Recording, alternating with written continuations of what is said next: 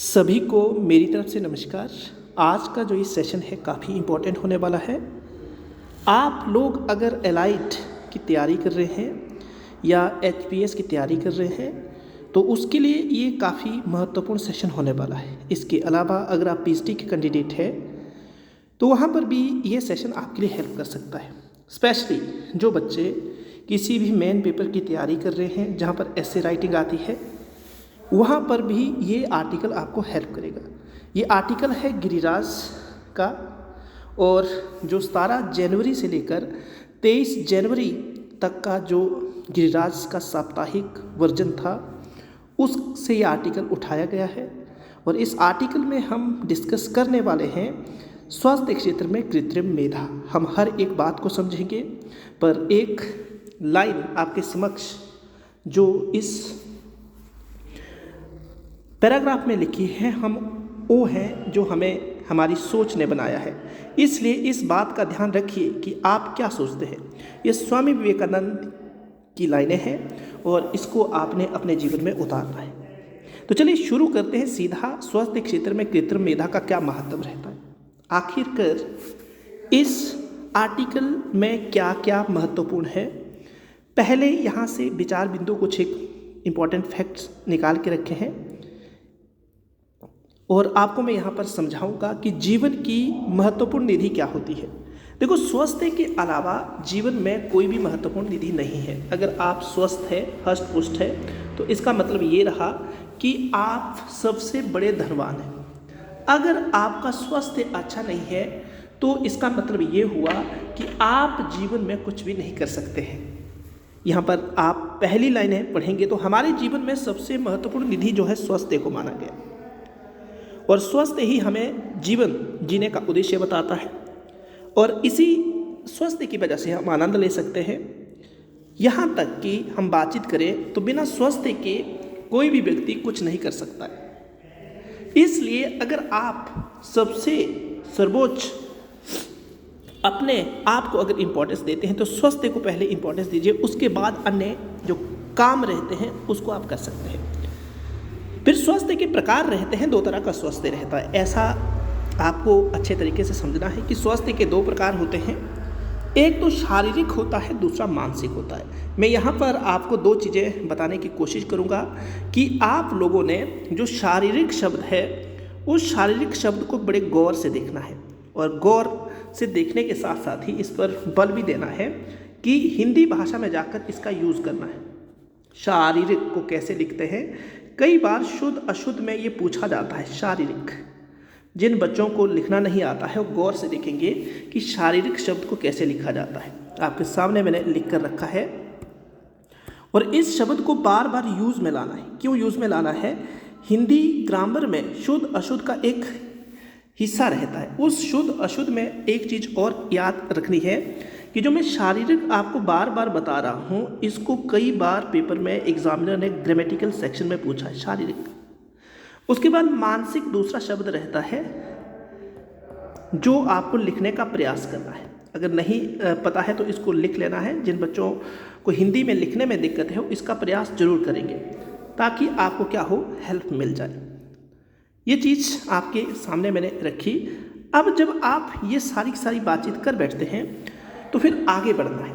आगे बढ़ने के साथ साथ ही स्वास्थ्य जो है 2 तरह से प्रभावित मतलब 2 तरह का होता है। एक शारीरिक का मतलब जो आपकी फिजिकल दिक्कत है, कभी आपको पेन हो जाए तो कहीं ना कहीं उसका संबंध सीधा मन से जरूर रहता है।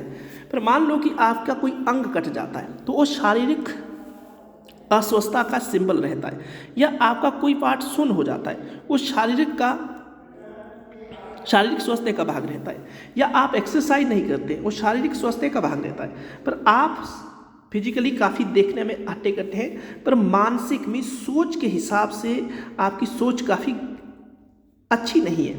तो उससे क्या होता है कि आपके मन में तनाव पैदा होता है, और तनाव जो होता है ये सबसे बुरा होता है। मानसिक स्वास्थ्य कहीं ना कहीं शारीरिक स्वास्थ्य से ज़्यादा हानिकारक माना जाता है।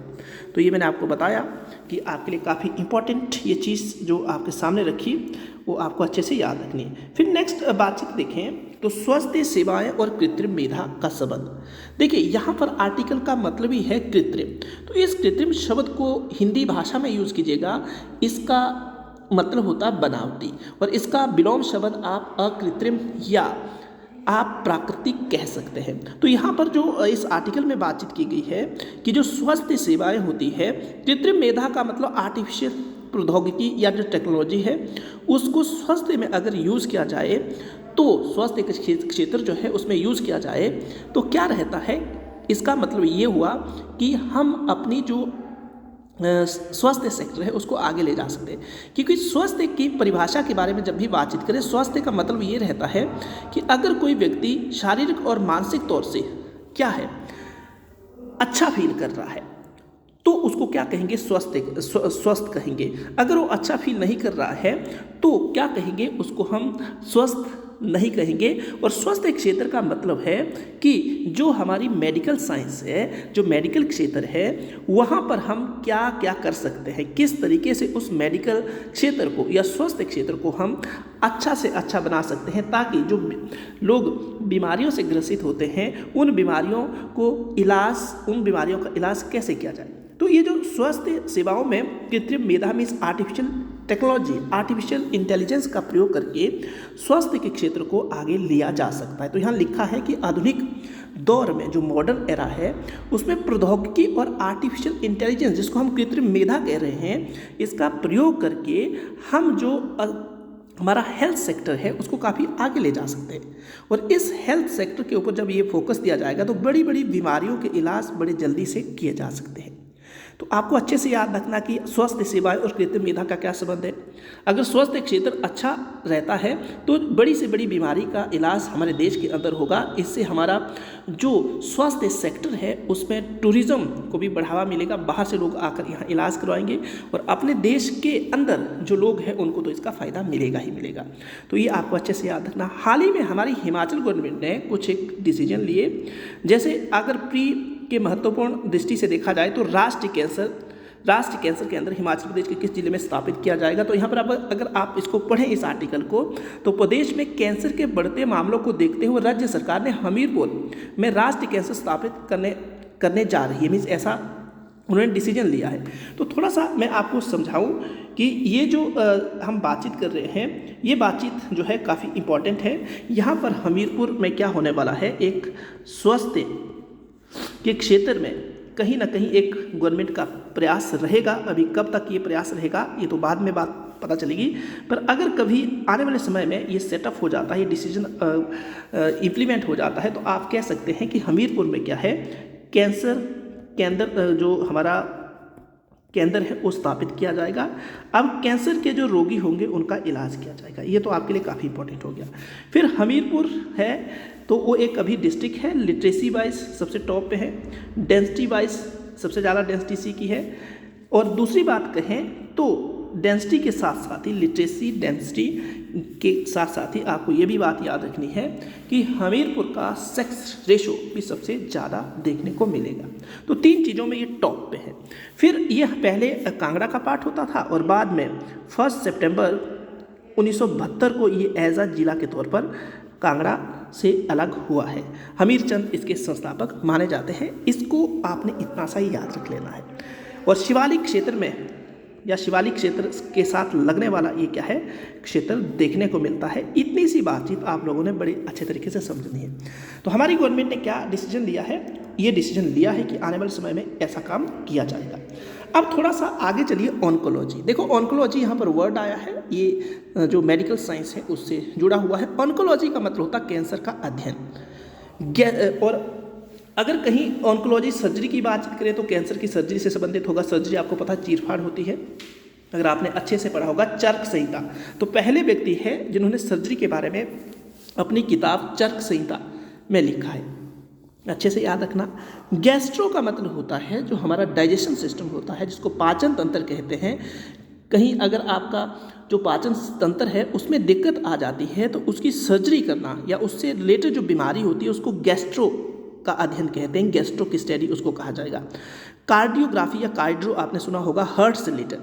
जो भी समस्याएं होगी वो कार्डियो में क्या की जाती है, स्टडी की जाती है, या कार्डियो सर्जरी किससे संबंधित है, मीन्स हार्ट की सर्जरी की जाएगी। गाइनो, आपको पता होगा गाइनो का संबंध जो हमारे प्राइवेट पार्ट होते हैं उससे संबंधित होता है, तो ये भी आपको अच्छे से याद रखना है। तो यहाँ पर जो आर्टिकल में बातें कही थी वो मैंने आपके साथ कही, आई थिंक आपको अच्छे से पता चल गया होगा। तो ये कैंसर संस्थान कहाँ सेटअप किया जाने वाला है, और जिसमें palliative care centre for preventive oncology, आपको मैंने बता दिया कि ऑन्कोलॉजी के लिए अलग सा डिपार्टमेंट होगा, और अलग अलग जो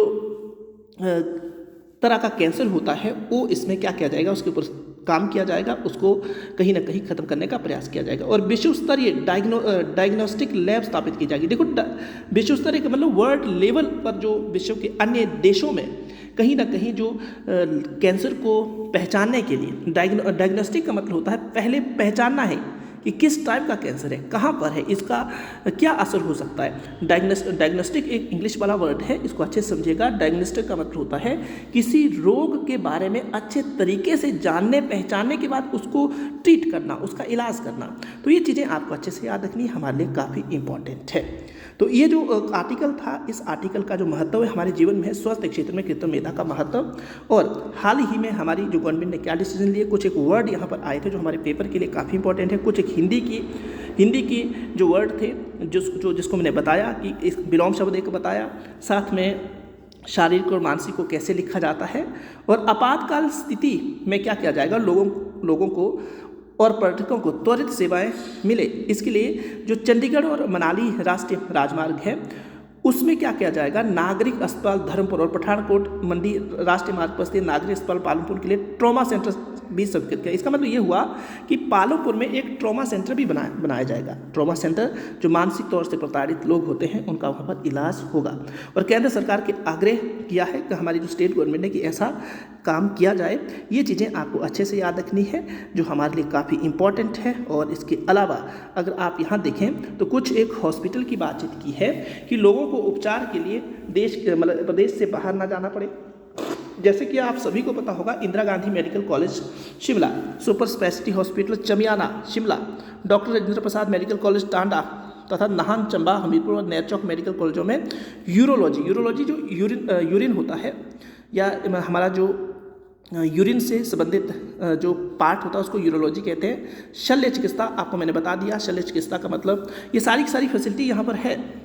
क्या है यहाँ पर है, पर इसमें भी रोबोटिक सर्जरी की बातचीत की जा रही है कि हम इन क्षेत्रों में जो टांडा की बातचीत की मैंने, शिमला जो हमारा हॉस्पिटल इंदिरा गांधी मेडिकल या जिसको हम doctor Rajendra Prasad medical college Tanda कहते हैं, तो आपसे पूछा जा सकता है कि जो doctor Rajendra Prasad medical college कहाँ पर है, तो टांडा में है।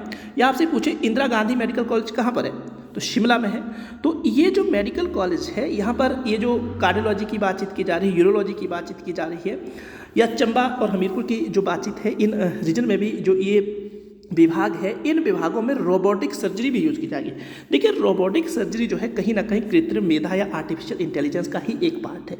और इससे क्या रहेगा कि कहीं ना कहीं सर्जरी जब की जाएगी तो अच्छे से क्या होगा कि जल्दी से सर्जरी की जाएगी और कहीं ना कहीं इसमें एफिशिएंसी भी ज़्यादा आ जाएगी जब रोबोटिक सर्जरी का इसमें यूज़ किया जाएगा। तो ऐसे हिमाचल प्रदेश की गवर्नमेंट सोच रही है आगे क्या होगा। ये सारा का सारा जो काम है कहीं ना कहीं सेंट्रल गवर्नमेंट जो है उसके ऊपर भी रहेगा।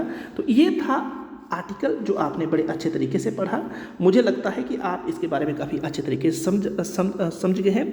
अगर कभी भी मिलते जुलते आर्टिकल की बातचीत करें तो अगर कभी पूछा जाए डिजिटल क्षेत्र और स्वास्थ्य क्षेत्र किस तरह आपस में संबंधित है तो आप ये बातचीत कर सकते हैं, क्योंकि पहले भी डिजिटल जो एक्सरे की सुविधा अभी भी देखने को मिले, अल्ट्रासाउंड और डिजिटल एक्सरे जैसी आधुनिक सुविधाएं कुछ एक जो रीजन है उसमें उपलब्ध है।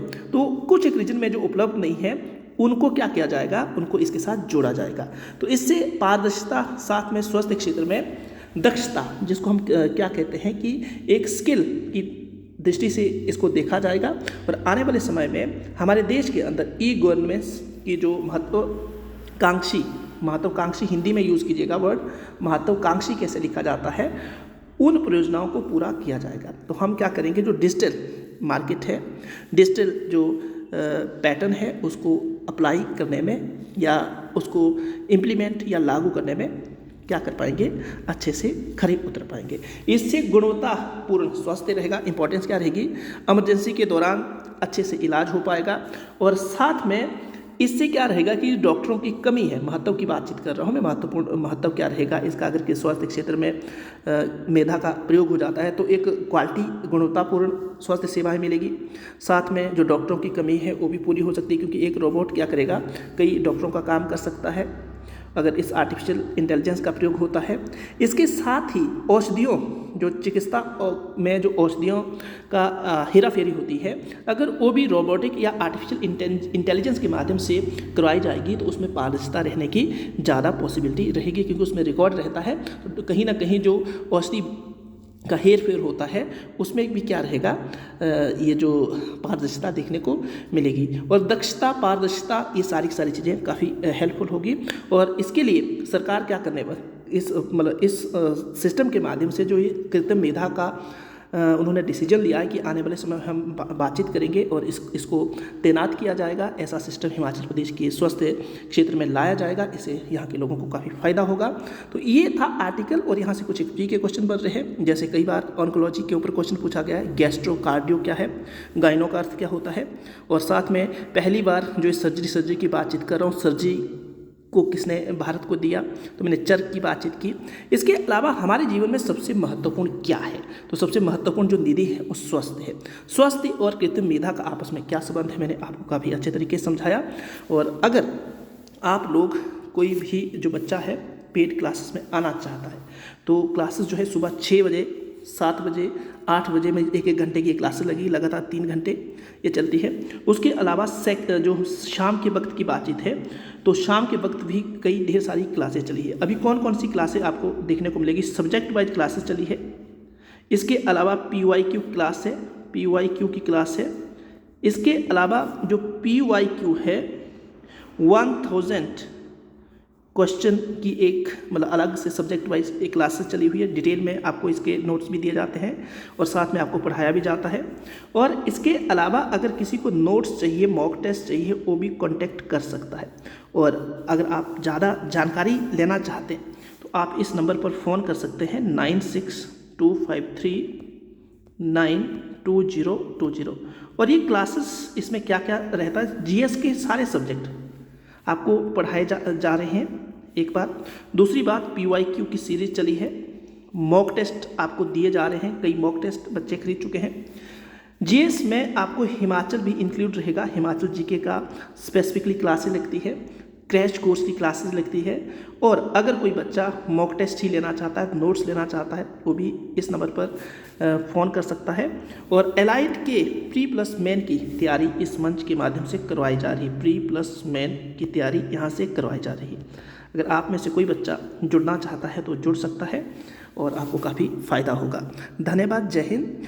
जो बातचीत की उसको अपने भाई बंधुओं के साथ शेयर कीजिएगा। काफ़ी नॉमिनल फी में आपको क्या करवाया जा रहा है, ये सारी चीज़ें प्रोवाइड करवाई जाए। जैसे मैं बातचीत करूँ तो ये जो आपके 1000 सब्जेक्ट वाइज क्वेश्चन दिए जा रहे हैं 299 रुपये में दिए जा रहे हैं।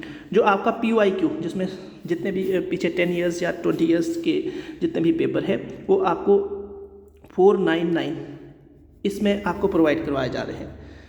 और जो क्लासेस रह रही है सब्जेक्ट वाइज या क्रैश कोर्स, उसकी प्राइस अलग अलग है। उसके लिए आप दिए हुए नंबर पर जो मैंने आपको बताया 9625392020 उस पर कांटेक्ट कर सकते हैं। और हाँ, एक बात और बताना चाहता हूँ कि हिमाचल प्रदेश का जो पटवारी का पेपर है, HP जो पटवारी का बैच 2 बैच चले हुए हैं, अगर उसमें कोई व्यक्ति आना चाहता है तो आ सकता है। HP पुलिस का बैच शुरू हो चुका है। HP जो पुलिस है उसका अगर कोई बच्चा है जो आना चाहता है आ सकता है, उसको काफ़ी फ़ायदा होगा। HP पटवारी की बातचीत करूँ, HP पुलिस की बातचीत करूँ, और जो PhD की बातचीत करें तो PhD के लिए Himachal plus GS, HP plus में first paper, HP plus GS और लैंग्वेजेस भी इसमें इंक्लूड है, वो भी जोड़ सकते हैं। और आने वाले समय में जो TST का पेपर आने वाला है उसके लिए भी जो बच्चे अगर आना चाहते हैं तो वो भी आ सकते हैं। उनका भी बैच चला हुआ है, क्योंकि उनका जो फर्स्ट पेपर है, अगर वो जिस तरीके से उन्होंने पैटर्न सेटअप करके रखा है उस तरीके से करवाएंगे तो फर्स्ट पेपर की तैयारी आप अभी से शुरू कर दो, सेकंड पेपर में भी उससे काफ़ी हेल्प मिलेगी। तो ये जो चीज़ें थी मैंने आपसे बताई। जो भी बच्चा पटवारी का हो या फिर टीएसटी का हो या पीएचडी का हो या एलाइड 3+में के लिए जुड़ना चाहता है तो जुड़ सकता है। ऐसे राइटिंग के लिए भी जुड़ना चाहता है जुड़ सकता है। ऐसे राइटिंग की अलग से क्लासेस ली जा रही है। वो बोथ में रहेगा, इंग्लिश में भी रहता है और हिंदी में भी रहता है। इंग्लिश प्लस हिंदी की अगर कोई ऐसे राइटिंग करना चाहता है और अगर कोई सब्जेक्ट वाइज भी पढ़ना चाहता है, देखो सब्जेक्ट वाइज कोई भी सब्जेक्ट जिसमें आप वीक है तो आप जुड़ सकते हैं। इसके बाद लैंग्वेज, कोई भी लैंग्वेज चाहे हिंदी हो चाहे इंग्लिश हो, उसके लिए भी आप जुड़ सकते हैं। हिंदी और इंग्लिश लैंग्वेज का रेशो एलाइड में काफ़ी ज़्यादा रहता है और यही आपको पटवारी हिमाचल प्रदेश के जो पुलिस का पेपर है कांस्टेबल का, उसमें भी हेल्प करता है। तो ये था आज का आर्टिकल जो आपको मैंने बताया। और करंट की भी मैं बातचीत करूँ तो करंट की क्लास सुबह 6 बजे होती है। अगर उसमें जुड़ना चाहते हैं कोई तो उसके लिए भी आप दिए हुए नंबर पर फ़ोन कर सकते हैं, आपको उसमें भी एनरोल किया जाएगा। हिमाचल प्रदेश की स्पेशल क्लास है, क्रैश कोर्स क्लासेस है, सब्जेक्ट वाइज क्लासेस है, PYQ की सीरीज़ चली है, अलग अलग सब्जेक्ट वाइज चली हुई है। क्या बोलते हैं, अलग अलग सब्जेक्ट वाइज क्लासेस है। PYQ की जो 1000 क्वेश्चन आपको कितने में मिल रहा है, विद डिस्क्रिप्शन 299 में मिल रहा है। इसके अलावा जो सभी PYQ मीन्स प्रीवियस ईयर के 20 ईयर्स या 10 ईयर्स के जो पेपर है वो सॉल्व करवाए जा रहे हैं, वो सिर्फ 499 में आपको करवाए जा रहे हैं। जो व्यक्ति अगर सोचता है कि मैं काफ़ी ही इंटेलिजेंट हूँ, मैंने सब कुछ पढ़ लिया है, तो मॉक टेस्ट जो है वो आपको प्रोवाइड करवाए जा रहे हैं। मॉक टेस्ट भी है और कोई लेना चाहता है तो मॉक टेस्ट भी ले सकता है। तो ये भी काफ़ी नॉमिनल जो प्राइस में आपको दिए जा रहे हैं। जो बच्चे क्लासेस लगाते हैं उनको नोट्स भी दिए जाते हैं, ये भी आपको ध्यान रखना है। मॉक टेस्ट होते हैं, उन जो क्लासेस में आते हैं उनके लिए मॉक टेस्ट फ्री रहता है, पर जो क्लासेस नहीं लगाते हैं उनके लिए कुछ एक नॉमिनल चार्जेस रखे हुए हैं। अगर आप आना चाहते हैं तो इस नंबर पर ज़रूर फ़ोन कीजिएगा 9625392020 और आपको काफ़ी फ़ायदा होगा। धन्यवाद। जय हिंद।